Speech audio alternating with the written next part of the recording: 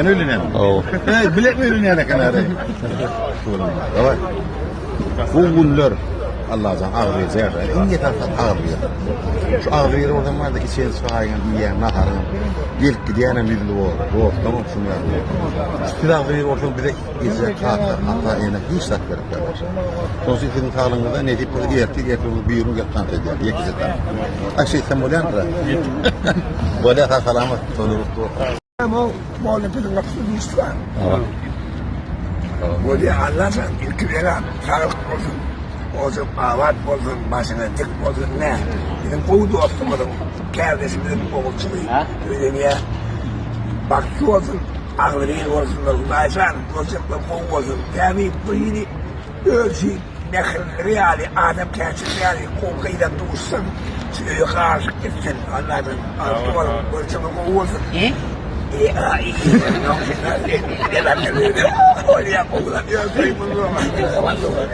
Yok bunlar. Resmen koyma verdik tuvalet adımcan yanında dur. Tuvalet kutlu oldum, balıklı oldum yaşlar. O zaman bu oldum, yine yaşlar yanında. Hakkında dikeceğini bu herkesten degenlik tutmalı. Yarına gelecek, yarına seninle ömürde olsun. Bizden doğacak sağlar olsun, oğullar olsun, kıyılar olsun, kıyıdan ayal olsun, oğullarım daha ayal olsun. Dostumu da seçmeyeceğine pen altıp getirin. Koy altıp olsun, soğuk olsun, yugulgon görkürdüm sonucu oldu. Zanını sağ olsun. Hasan'la enata gelinden oğlunun oğu yaşlıkta görse hırmat görse uzak yaşlı. Hem uzak yaşlı'nın neden bırakın?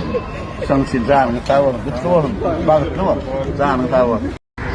Belli arkadaşlar, Alikav'ın teşekkürler olsun. Bakın yetiştir adımızdan toyunu, toyda mutlu olsun, baklı olsun, daması çoğalayım. Boşa var da. Niye içine harıyor?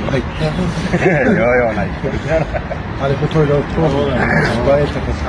Baklı olsun. Hadi toyla falan ne olur? Otur.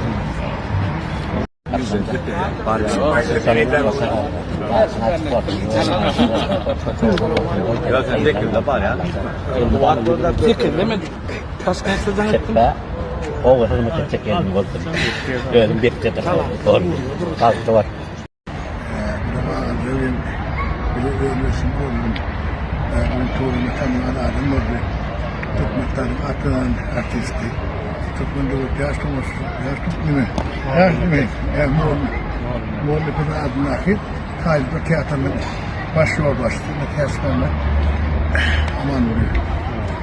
Torununa bir toyun başını tuttu. İkinci devendin yani durmuş toyu. Kadar kavurmuyor mu?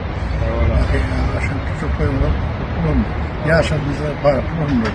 Böyle anlatın iletişim orada adımları. Anlatın öyle yani. Nehir arka sınırda adımlar bunlar. Yani şu çağın önemli. Şunun önce sağdan yurdundan yani sınırda yok olup üstüne himayet edecek, hırmat edecek adımlar bilsinler. Bağıtlı yaşasınlar. Durmuşlar kovulunlar, ağzıyor yaşasınlar. Bana sağır köp olsunlar, toyda kendi olsunlar. Hemşe şunun kapısında toy. Bunu halk parçası yönü olmasın. Allah'tan iyiliğini devam etsin. Allah'tan devletine devlet olsun. Arkalarına arkal olsun. Allah'tan toyun devamlı olsun. Hasan sağ ol. Canım sağ olun. Bak dur. Ömrüne olsun Allah'tan. Abisi ikincisi olsun toyu. Allah'tan bak. Bana vardım bırakma.